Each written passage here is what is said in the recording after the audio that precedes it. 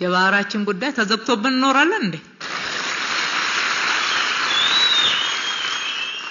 ተዘግቶበት የሚኖር ወጣት የለንም።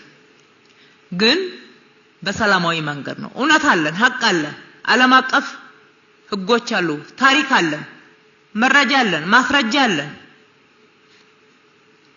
አንድ ወቅት ላይ ልክ ነው አተን ኖረናል ተዘግቶብን። ይሄ ግን የነን የሚቀበል ትውልድ አይደለም አሁን ያለው። በየትኛውም ዓለም አቀፍ ህግ እውነት አለን። ይሄንን ተቀበለን ለመቀጠል አንችልም። ከማንም ጎረቤት ሀገር ጋር ጦርነት አንሻ። በጦርነት አንድ ጥይት ማባከን አንፈልግም። አንድ ሰው ህይወት ማባከን አንፈልግም። ነገር ግን እንግዲህ ሰላማዊ መንገድ የአንድ ወገን ብቻ አይደለም።